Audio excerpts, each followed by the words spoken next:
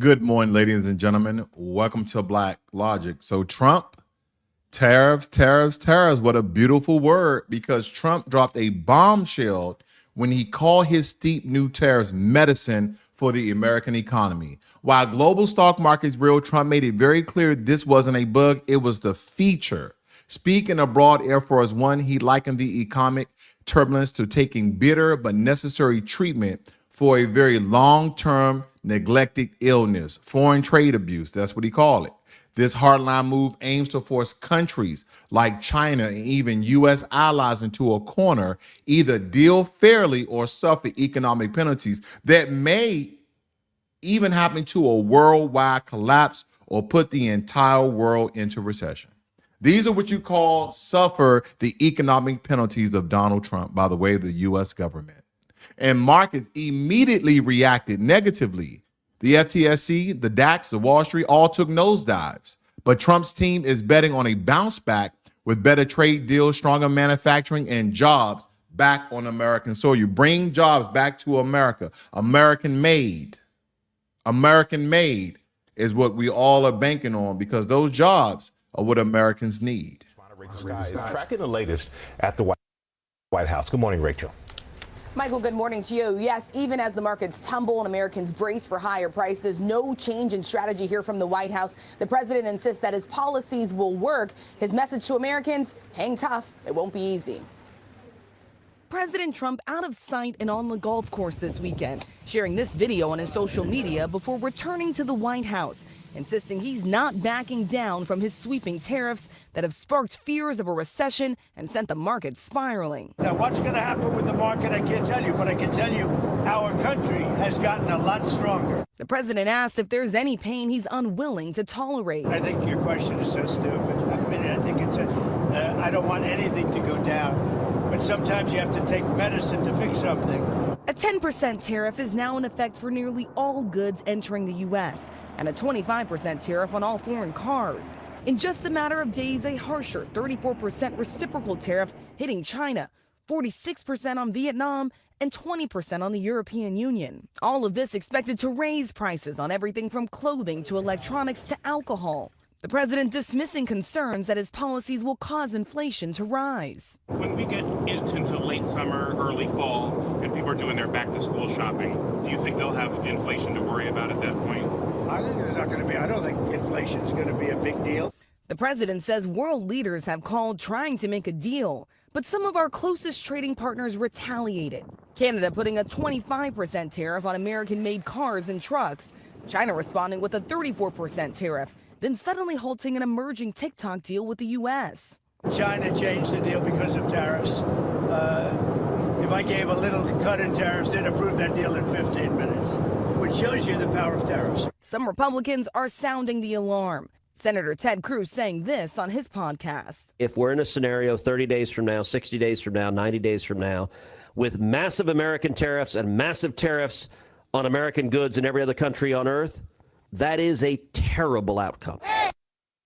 So there's many of people lashing out against Donald Trump. There was worldwide protests, especially in America, in thousands of locations that are protesting anti-Doge, anti-Trump, anti-tariffs, that they're saying that we live in a fascist government, a authoritarian government, that this is going to tank the entire world economy. But people are betting that this is a world reset, no less, and that this is what needs to happen to make sure that America is very profitable instead of giving the back end of all of these deals. Now, first on the brink was no other than Israeli Prime Minister Benjamin Netanyahu, because he headed to Washington for urgent talks with Trump. And you already know his mission: discuss the newly imposed U.S. tariffs on Israeli goods and coordinate over the Israeli hostages still held in Gaza. Now, Netanyahu knows Trump's unpredictability, his trade agenda, and he understands that it could hurt Israel's export-heavy economy. But beyond trade, he's also leaning on Trump's influence to pressure Hamas and negotiate hostage release, perhaps even military coordination. And in a bigger picture that we look at this as Americans, that Benjamin Netanyahu came to the White House to bend the knee to Donald Trump because of these tariffs, as well as the continuous support of U.S. dollars, U.S. military equipment, U.S. military strategy in order to eliminate Hamas, the terrorists that are in his region. Now, this visit, it truly underscores how U.S. trade policies and the foreign diplomacy are now walking hand in hand together, and how allies are sweating under the weight of America first. Now, and again, a lot of you may not agree. A lot of you may not even understand. A lot of you just like, this is silly. This is stupid. And I would totally agree and understand with you. But you guys ever seen those large buildings, those large resorts, those large casinos in Nevada get knocked down and then they rebuild in the exact same spot? Some with Donald Trump, his strategy, his method, whether you like it, love it, or hate it, doesn't really matter. Could this be a bigger ploy, one, to rebuild America from the ground up by destroying it? That could be a possibility, could it not? Two, is this the stronghold in the world to have world leaders to come and renegotiate the tariffs? Because don't forget, from the information from what we all know is that America have only been charging a lot of these countries only 2.5% in tariffs, where they have been charging us 10% or more. There was no country that was charging America tariffs, and we were importing our products inside of their country no less than 10%. So again, this could be balancing the beam, no less. And it's not just hitting in all markets, but also in tech as well. Because the EU, they're doing retaliatory tariffs, right? Brussels is sharpening its economic knives, and big tech is in its crosshair, because this is where they're attacking. This is where they're going.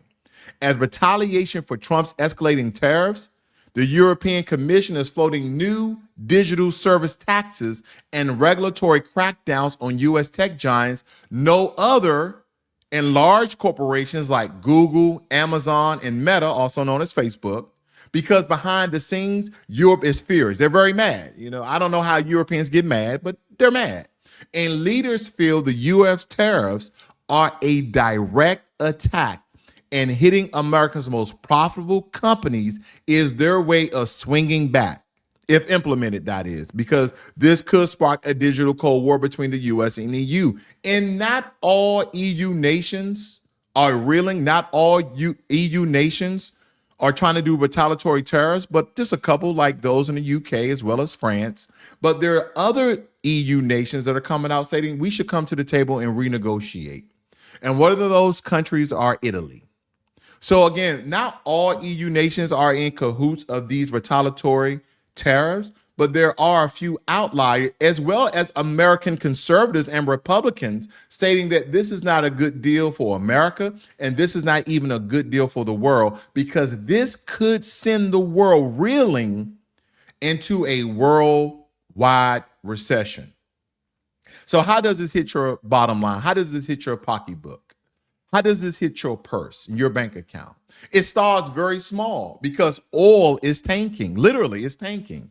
Because as the U.S.-China trade war escalates, crude prices are failing. They're falling very fast. Brent crude dropped by 7% to under $64 a barrel, while WTI sank to around $60. Now, the fear is the global economic slowdown, because that's what's occurring right now. And traders and analysts are now worried this isn't just about volatility. It's the beginning of a contraction. Manufacturing demand is down. China is, retaliating. Supply chains are disrupted. And in this chaos, in this worldwide chaos, oil becomes the economic barometer. If it keeps dropping, recession talks won't be hypothetical. They'll be real. And let's just call a spade a spade. A lot of you guys have very nice vehicles, and guess what your vehicle only takes? Premium gasoline. So currently in my area, regular gas is $3 a gallon. And if you're on the West Coast, whether it be Washington State or California, your gas is probably $4. And this is for regular gas. I can only imagine with vehicles that only take premium are paying at this current moment. Not that it's your fault why you're paying those prices, because this is not on the American citizen. but this is what majority of American citizens voted for. And I want to break it down because Trump's tariffs are creating chaos. This is what a lot of Americans are feeling. Not all Americans, but a lot of Americans are feeling this. But there is a method to the madness, maybe, because this economic pain is designed to break the wheel. This is my opinion. It is designed to break the wheel of other nations and force them into better trade deals. Because in theory, the U.S. economy, bolstered by the domestic consumption, could weather the storm longer than export-dependent nations like China, Germany, or even Japan. This came from Japan, very beautiful country, very peaceful people, very good food, and Wagyu and Kobe beef is everywhere for cheap. Just a little hint there. But nonetheless, these countries may not be able to weather the storm. Because once those nations buckle, Trump can renegotiate with America at the driver's seat. Is it risky? Absolutely. But if it works, it would be a strategic masterstroke that reshapes a global trade and cements U.S. dominance. But as I stated before, unfortunately, the American citizen may be biting the bullet for way too long. And those predictions, how this is going to matriculate throughout the economy, how this is going to transform and hurt the American citizens of their pocketbook and their wallets and their purses, etc. We still have to wait and see how this all pans out. But in a broader topic, we still have an illegal immigration issue in America. Regardless if you agree with this, the mass deportation of illegal immigrants inside of our country or not. But we now have CPP protection officers who are taking bribes. Okay. And again, these are enemy of the state. Because in a very shocking corruption scandal, 2 U.S. Custom and Border Protection officers, Farles Amonte and Ricardo Rodriguez, have been charged with accepting bribes to wave in illegal immigrants. The investigators say the pair allowed dozens of individuals through inspection lanes in exchange for thousands of dollars in cash. In this case, exposes deep vulnerabilities in border security, and raises serious questions about CBP altogether and the oversight or the lack of oversight that they have. It also adds more fire to the immigration debate at a time when tensions over illegal crossings are already sky high.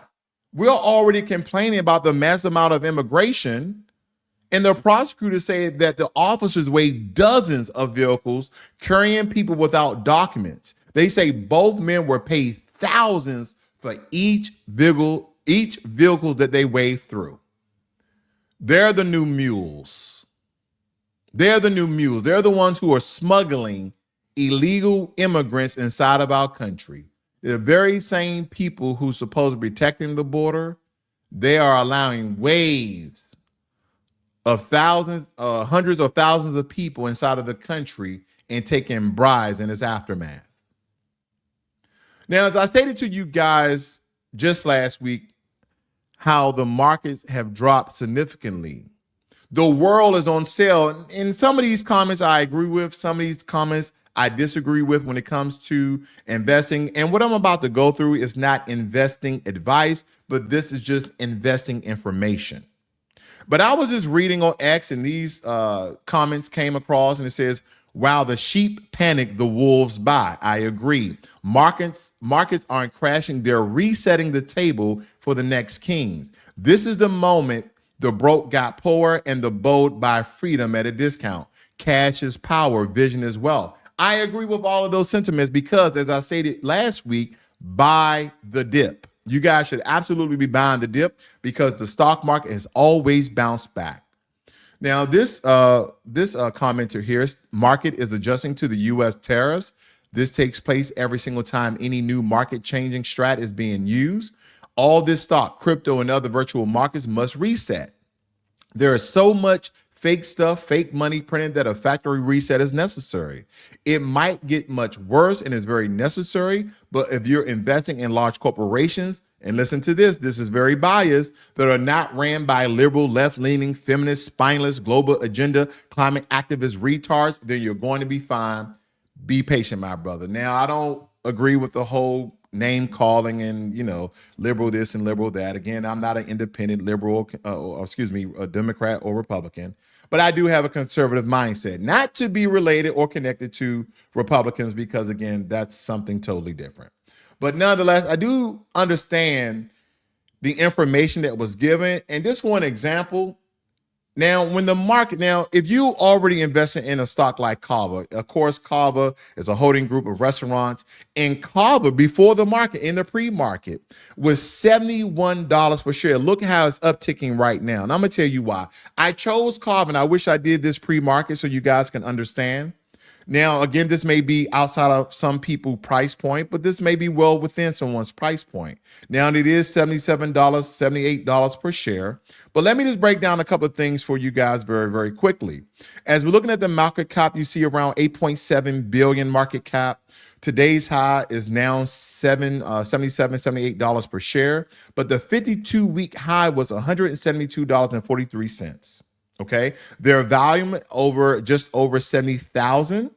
Their 52-week low, $58.22. Now, this is very important that we take in a good bit of information to make very solid investment decisions when it comes to our money, because we want our money to work for ourselves. Now, according to Robinhood and their analysts, they're stating that buy at 61% and hold roughly at 39%. And we look at the earnings per quarter as we expected, but everyone is stating either to buy or sell Kava. And again, I'm just using this one particular stock as an example that the stock market is on sale. And a lot of these stocks that you guys couldn't really afford, because again, I wouldn't want to buy Kava at $172 per share. I wouldn't want to do that. But currently, Kava is doing very, very well. It already upticked at 2.18%. Let me move on. And as we look at the Motley Fool here, I'm just going to look at one stock analyst information, that the earnings per share, $1.10. This is an indicator that shows you that this stock is actually profitable, that is actually doing well, even in its decline. And as you say here, the daily change, it decreased by $8.85. But again, if you bought in the pre-market, you would have already substantially gained roughly 2.5%. Okay. Now, when it comes to tip ranks, I kind of look at tip ranks in CNN as my barometer of how stocks are going to be predicted, or how analysts are predicting those stocks, to see if this is, again, just enough information in order for me to either buy an option or just buy a couple of shares to see how it performs in the market. Again, I'm using Kava as an example. You guys should be looking at stocks in your portfolio or stocks that you've been looking at for a very long time, because as I stated before, there are a lot of stocks on sale. Now, they're stating here, the analysts here on Tip Ranks, that Kava is a moderate buy. 10 are saying buy, 5 are saying hold. And let's look at some of the predictions here. Hopefully you guys can see this. It says on the low end, Kava will reach $100 per share. Right now, it's only $78 per share. The average, $127, and on the high, $175 a share. So again, if we're looking at the profitability of Kava at its highest, if you guys invest right now, you could possibly be making $100 for every $75 or $78 rather that you invest. Let me move on. Now, CNN has this, that Kava is a strong chance to outperform the market in the next 12 months, and they have it at a very high 8 out of 10. And then, of course, if you guys want to research for yourself, this is coming from CNN.com, market stocks Kava. Okay, let's go on some other indicators that you guys look at. Look at the Kava financials here, and the total revenue. The total revenue are the bars here. 259 million. The net income is around 14 million. But Kava, Kava is actually doing pretty well. If you look at, they're almost at $1 billion here, the total revenue for Q4 of last year, and total revenue increased by 32% since last year and held flat since last quarter. So again, if you guys are getting in right now, again, Kava as an example, that you guys can get at a very low price point depending on how Kava is going to actually perform, okay? Again, they also have their own forecast for Kava, and let me decrease it so you can see all of this together, and that the current price is at $75, and I stated in the pre-market was at $71 per share. And Kava right now, as CNN is predicting, and their analysts are saying 61% buy, hold at 39%, but no analyst from these 3 or 4 websites that we went through is saying sell Kava. Again, they not double, but they triple down. And on the low, CNN stated that you can also, again, if you buy in at the current rate, what we're looking at, $76.98, okay, $76.98, that you can roughly make, $26, $27 per share, even if it goes to 100 at 33% increase. But if Kava reached the median, I always look at the median as, in the middle point, essentially, $120 per share. Now, Tip Ranks had it at $127 per share, as you see over here to your right. And CNN has 120. So $7 here or there, but roughly is going to increase by 60%. And this is according to their prediction within their 1-year stock price forecast. On the high, they both have Kava reaching $175. So if you fall in the median, even if you fall in the median high right here in the soft spot, you're looking at roughly around $145 per share. Now, even if you fall between the low median soft spot, you're looking at roughly around $110, $112 dollars per share. So again, it just looked like strong indicators that Kava, and again, the worldwide stock market is on sale right now because all of these stocks have trickled down and they are predicted to bounce back even better than they were before. Okay, because again, I told you Kava, the 52-week high was roughly $172 and some change, and they're stating here the high is $175 per share. Now, last but not least, and I want to emphasize this is meant to be funny, okay? This is meant to be funny. This is not to focus on race. This is not to focus on size. And this woman here, unfortunately, she's obese, but in her statements, she has tried to blame everything on her weight. She has blamed Donald Trump. She has blamed the climate of politics. She has claimed racism.